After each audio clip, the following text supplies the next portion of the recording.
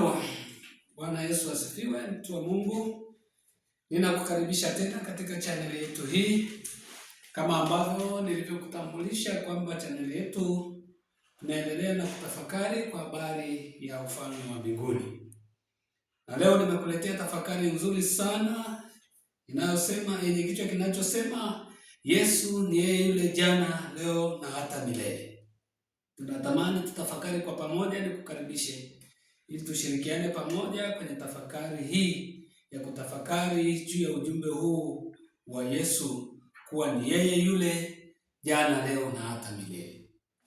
Kama ambavyo tulizungumza siku kadhaa zilizopita, nilieleza chaneli yetu hii misingi yake ni kutafakari na kujifunza kwa habari ya ufalme wa mbinguni. Na mimi kwangu ninakualika tena jioni hii ya leo tuendelee kwa pamoja kutafakari juu ya ufalme wa mbinguni. Tunaposoma kwenye kile kitabu cha Waebrania sura ile ya 13 mstari wa 8, tunaona jinsi ambavyo tunawekewa msingi wa kujua uhalisia wa Yesu asiyebadilika katika maisha yetu.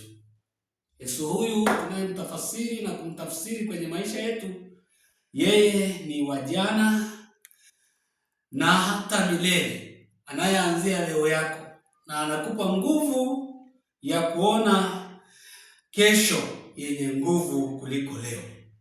Na ndio maana mara nyingi tumekuwa tukieleza watu wa Mungu namna ya kuishi kwao. Wasiishi jana, waishi leo wanaopewa na Mungu.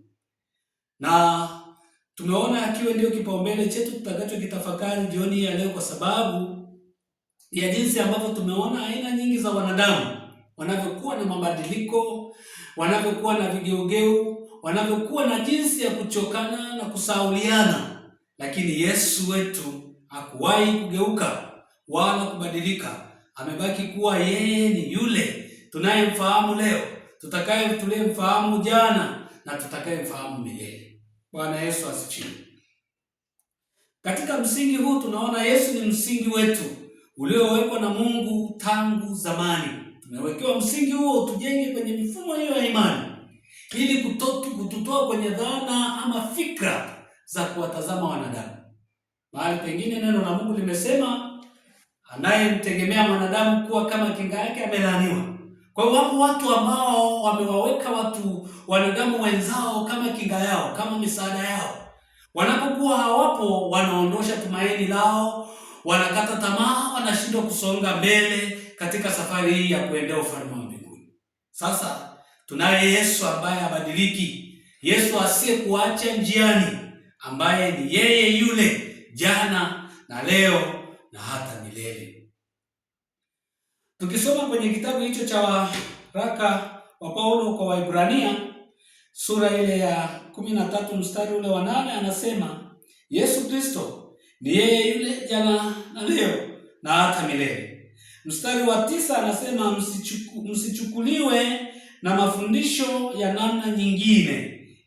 Msichukuliwe kwa mafundisho ya namna nyingine na ya kigeni, maana ni vizuri moyo ufanye imara kwa neema, wala si kwa vyakula ambavyo wao waliokwenda navyo hawakupata faida. Kwamba kuna namna ambavyo tumeishi kwenye nje ya mategemeo ya kumtazama Yesu. Tumetazama watu wanaotuletea vitu vya muda mfupi sana. Faraja na tumaini letu wakati mwingine tunaliweka kwa watu ambao wanatupa faraja ya muda mfupi, na saa nyingine wanatufurahisha tu na kututafakarisha, na saa wanakuonyesha meno tu ya kukuchekea, lakini mioyo yao imekwisha kuchoka zamani. Yesu anatabasamu lile la leo hii. Yesu anatabasamu lile ambalo tunalitarajia kesho na hata milele, ambalo halitakwisha. Huu mstari wa 9 anasema msichukuliwe na mafundisho ya namna nyingine na ya kigeni, maana ni vizuri moyo ufanywe imara, kuimarisha moyo wako, kwamba kuna wakati saa ya kumtazama mwanadamu haitakuwepo. Utabaki peke yako. Inawezekana uliweka moyo wako kwa mke au kwa mume au kwa watoto au kwa ndugu zako. Sawa, wanapokuwa hawapo, uwe na uhakika umebaki na Yesu Kristo mwenyewe asiyebadilika. Bwana Yesu asifiwe. huu mfumo wa jinsi ambavyo tumewekewa na Mungu tangu zamani uliweza kuvusha baba zetu, hivyo hata sasa anaweza kutuvusha na sisi. Kwenye kile kitabu cha Wakorintho wa kwanza sura ile ya 3 na mstari wa 11, ukisoma utaona jinsi ambavyo walivushwa kwenye hatua mbalimbali na mifumo yao ikazidishwa viwango vyao vya imani. Ninakusihi sana mtu wa Mungu, umtazame Yesu Kristo asiyebadilika, na safari ya maisha yako isiwe na tafsiri nyingine. Huyu Yesu hajabadilika kwako. Yesu ni mwanzo na mwisho. Vile vile alivyoanza na wewe kwa upako mkubwa, yupo na wewe hata sasa, ambapo haishi au upako huo hauishi na ile nguvu haiishi kwako. Hajabadilisha wala hataondoa ile nguvu aliyoanza na wewe tangu mwanzo. Nataka nikutie moyo mtu wa Mungu. Simama imara ukimtazama Yesu asiyebadilika. Achilia mbali aina ya watu wanaokutazama. Achilia mbali mahali ulipoweka tumaini lako. Neno la Mungu limesema mahali moyo wako ulipokaa ndipo na hazina yako ilipo. Mimi sifahamu wewe moyo wako umeuweka kwenye kitu gani. Umeuweka kwa watu wenzako, ama umeweka kwenye fedha zako, ama umeweka kwa mke au kwa mume wako au kwa watoto wako, mimi sifahamu.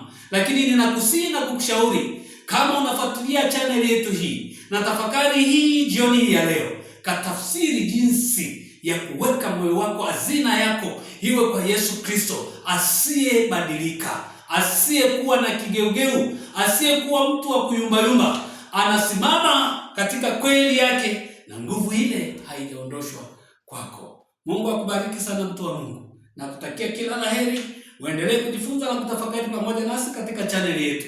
Neema hii isiondoshwe kwako tangu sasa na hata milele, katika jina lake Mungu Baba, Mwana na Roho Mtakatifu. Amen.